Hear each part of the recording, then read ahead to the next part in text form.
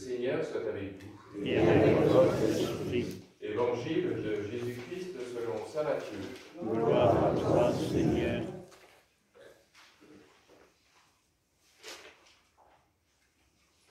En ce temps-là, Jésus disait aux grands prêtres et aux anciens du peuple: écoutez cette parabole. Un homme était propriétaire d'un domaine.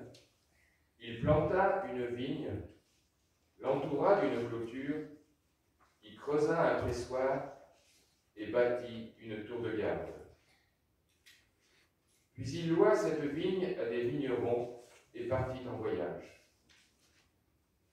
Quand arriva le temps des fruits, il envoya ses serviteurs auprès des vignerons pour se faire remettre le produit de sa vigne. Mais les vignerons se saisirent des serviteurs, frappèrent l'un, tuèrent l'autre, lapidèrent le troisième. De nouveau, le propriétaire envoya d'autres serviteurs plus nombreux que les premiers, mais on les traita de la même façon. Finalement, il leur envoya son fils en se disant: ils respecteront mon fils. Mais voyant le fils, les vignerons se dirent entre eux: voici l'héritier, venez, tuons-le, nous aurons son héritage. Ils se saisirent de lui, le jetèrent hors de la vigne et le tuèrent. Eh bien, quand le maître de la vigne viendra, que fera-t-il à ces vignerons? On lui répond: ces misérables, il les fera périr misérablement. Il louera la vigne à d'autres vignerons qui lui en remettront le produit en temps voulu. Jésus leur dit: n'avez-vous jamais lu dans les Écritures: la pierre qu'ont rejetée les bâtisseurs est devenue la pierre d'angle. C'est là l'œuvre du Seigneur, la merveille devant nos yeux. Aussi, je vous le dis, le royaume de Dieu vous sera enlevé pour être donné à une nation qui lui fera produire ses fruits. Acclamons la parole de Dieu. Louange à toi, Seigneur Jésus.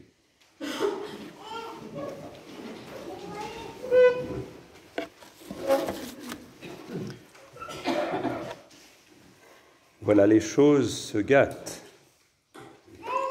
Déjà la semaine dernière, on avait dans l'Évangile la confrontation entre Jésus et les chefs des prêtres et les anciens du peuple. Et là, Jésus va encore plus loin. Vous avez entendu d'ailleurs, c'est vraiment adressé aux chefs des prêtres et aux anciens. Donc, il y a un message fort qui est donné là. Jésus va plus loin que le texte d'Isaïe. Isaïe analysait en son temps que la vigne ne donnait pas les fruits qu'elle aurait dû donner. Ici, Jésus va jusqu'à la racine du problème. Et la racine du problème, eh bien, ce sont les chefs des prêtres et les anciens. Et oui, parce qu'ils avaient une mission qui était de favoriser eh bien, la beauté de la vigne. Et la vigne, eh bien, c'est tout le peuple, en fait. C'est tout le peuple de Dieu. Et ils ont étouffé la vigne au lieu de la faire fructifier, donner de beaux raisins.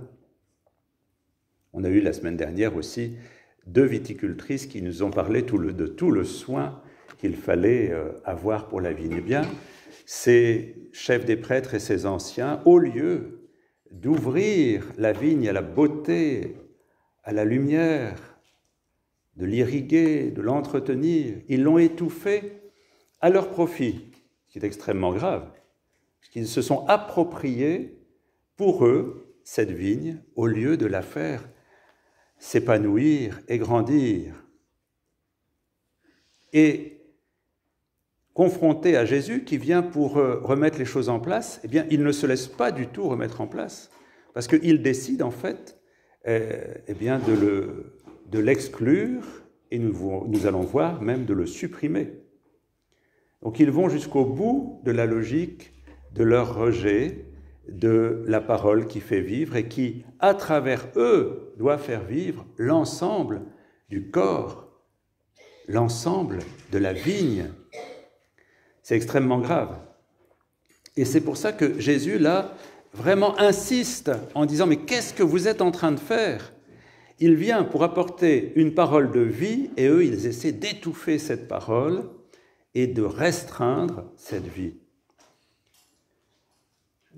Ils s'accrochent désespérément à leur tradition, à leur pouvoir, au désir de maîtriser toute chose, et surtout à leur statut supérieur et au-dessus.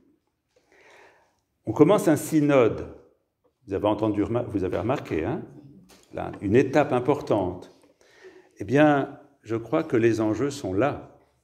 Ce que le pape veut, c'est que la vigne puisse respirer pour devenir un vin généreux ensuite pour le monde. Et si on veut tout étouffer, vous savez qu'il y a des forces réactionnaires qui essaient d'étouffer, qui essaient de maîtriser, qui essaient de bloquer l'œuvre de l'esprit en s'accrochant à des choses qui ne vont pas dans le sens de la vie. Il ne faut pas opposer les uns aux autres, mais il faut voir comment ensemble, ceux qui sont porteurs du spirituel et ceux qui essaient d'ouvrir aux questions d'aujourd'hui, puissent harmoniser dans le sens du bien de tous. Ce qui me frappe, excusez-moi, c'est que on a peut-être mal interprété ce qu'est la place de chacun. On a peut-être mis sur un piédestal ceux qui étaient censés servir. Vous êtes, par le baptême, qu'est-ce que vous êtes ? Prophète et roi. Alors, ne dites pas que les prêtres sont derrière l'autel. Vous êtes prêtres, prophètes et rois. Et nous, ministres, nous sommes au service du fait que vous êtes prêtres, prophètes et rois. C'est-à-dire que vous avez cette mission de représenter le Christ ensemble. Tous ensemble, nous avons cette mission pour le monde. Et si on met, je dirais, on resserre le fait d'être prêtre à quelques-uns, eh bien nous ne sommes pas dans le sens de l'Évangile. Et c'est ça que le Christ dénonce. Il dénonce la mainmise du rôle essentiel de tout baptisé, là ce n'est pas encore les baptisés, mais c'est le peuple, par quelques-uns qui, pour maintenir leur pouvoir, écrasent. Et il dit, vous avez lié de pesants fardeaux que vous ne portez pas vous-même. C'est extrêmement fort. Donc je crois que ce synode, et c'est normal qu'il y ait de la résistance, c'est normal que des gens se bloquent contre le pape François, comme ils se sont bloqués contre le Christ, jusqu'où on a vu, jusqu'à la croix. Parce que renoncer à son pouvoir, c'est terrible. Mais c'est la vie. Moi, je souhaite vraiment qu'on redécouvre avec le Christ, et l'Évangile d'aujourd'hui nous y invite, que la vigne, c'est nous tous ensemble, et que le ministère n'est qu'au service de la vigne que vous êtes, que nous sommes, pour permettre à cette vigne de devenir belle, bonne pour tous ceux qui sont à l'extérieur et qui attendent. On est vraiment à un tournant, et il est normal que ça grince. Le ministère, même celui du pape, n'est qu'un service. Il ne rassemble pas, le pape n'est pas plus prêtre que vous. Le pape, il est baptisé, donc il est prêtre, prophète et roi, comme chacun d'entre nous. Et vous avez vu la beauté du geste de Benoît XVI. Quand il ne pouvait plus accomplir ce ministère, il n'avait plus les forces, il s'est retiré. Ça veut bien dire que c'est un service. Et que le Seigneur nous donne, en écoutant cet évangile, non pas d'être dans les récriminations, mais d'être dans cette dignité de ce que nous sommes. Chrétien, deviens ce que tu es. Un membre du Christ, c'est chacun d'entre nous et c'est nous tous ensemble. Alors, que va faire le Père ? Parce que vous avez entendu, il y a une question.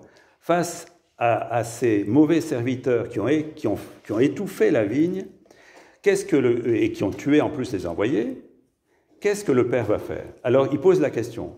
Quelle est la réponse des braves gens qui l'écoutent? Quelle est la réponse? Vous vous souvenez de ce qu'ils ont dit? Allez, on les zigouille. Il faut les tuer.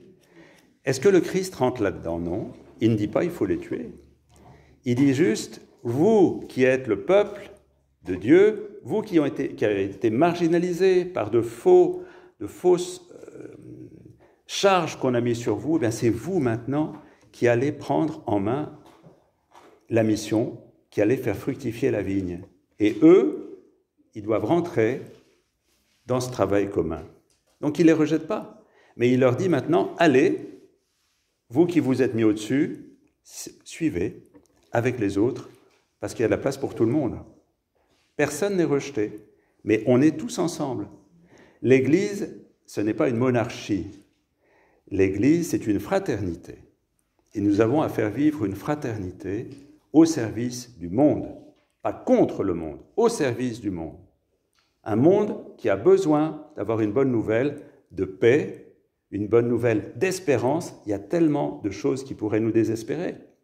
Eh bien nous, disciples de Jésus, nous avons apporté l'espérance ensemble. Et pour ça, il faut qu'on la vive.